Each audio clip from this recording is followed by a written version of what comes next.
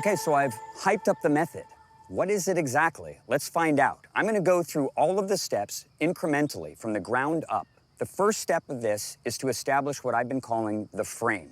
So let's begin with that. The frame is essentially a one-legged stance where 99% of your weight is distributed on your plant leg. So I'm a right-hander and it's on my right leg. About 1% of your body weight is distributed on the tip of your toe like you're a ballerina. The key here, though, is that everybody's body is different. Your weight distribution will be different depending on what your body type is. So there is no one-size-fits-all position for the frame. The way that I've been teaching people to find it is get in this position where you feel nearly all of your body weight on your dominant leg. In this case, I'm a right-hander, so it's on my right leg. Once you are settled on that, move around, shift your weight around, and get in a position that feels comfortable. If I'm way here and I'm balanced and I'm putting all my weight here and my knees start shaking, it's not going to be sustainable. If I'm way back here and I'm tilting too far back, that won't work either. Get in a position that feels comfy. For me, this is my frame. As far as the pressure I'm feeling most of the pressure in my heel, a little bit midfoot. The rest of it is in my heel. This feels stable, and if I look straight down, I can see the tip of my toe. If someone were to walk around to the side, they'd see you kind of sitting with your head right over your toe. And it kind of is a gut check of sorts about body position for most people, although again, everybody's different.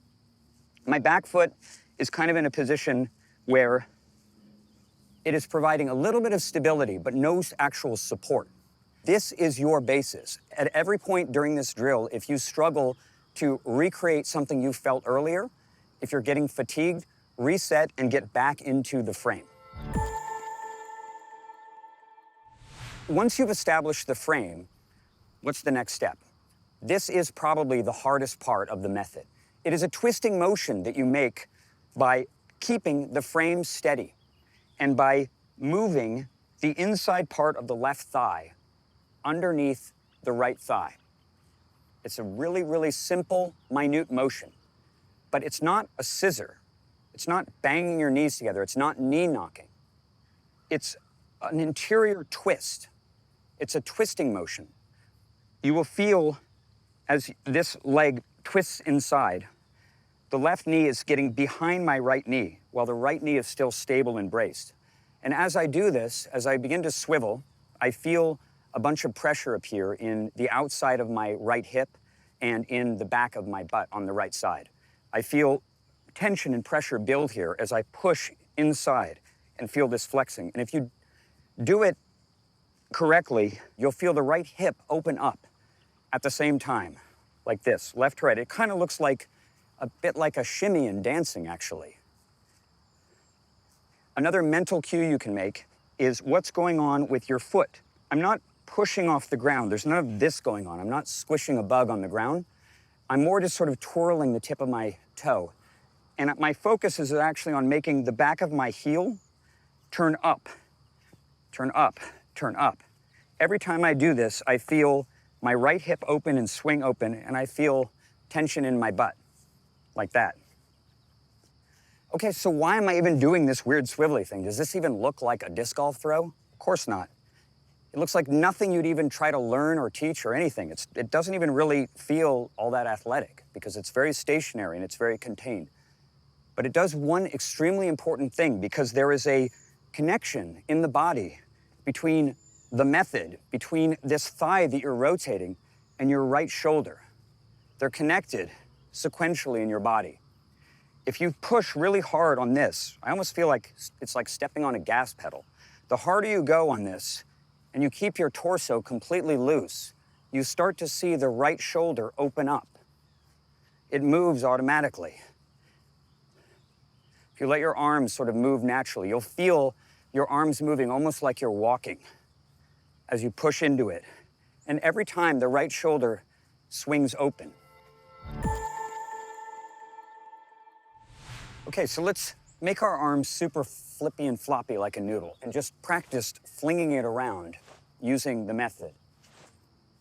Using this mechanism, you can change the trajectory, whip it down, whip it up, whip it anywhere you want. However, if you whip it horizontally, suddenly you start to see something really interesting happen. It's unmistakable. You've all seen it a million times, exhibited in the form of pros. It's a perfect leverage biomechanical power pocket that forms organically and ejects the disc out in front of your body. It's not even really a throw at all. It's just a swing. It's a biomechanical swing.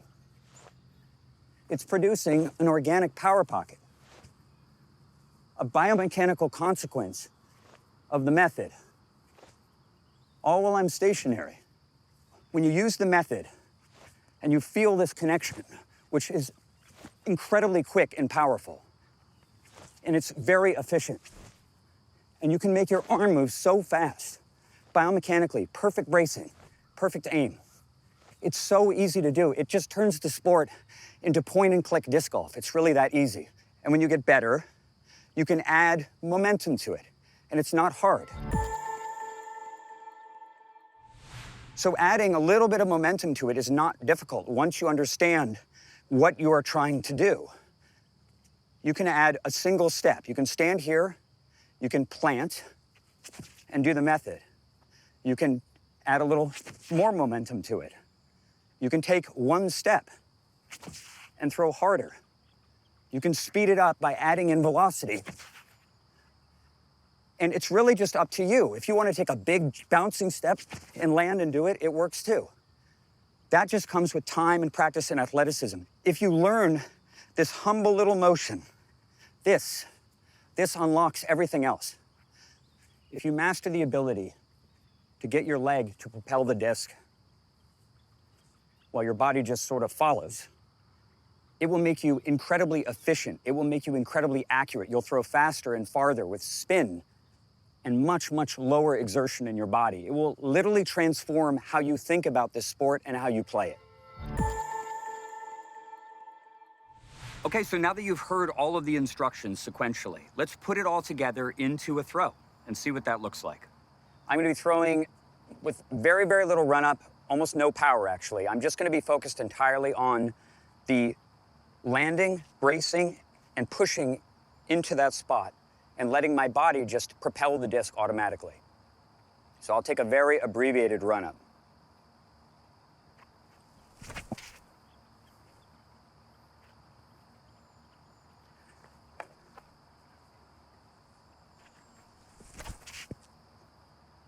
It's a pretty good and consistent result.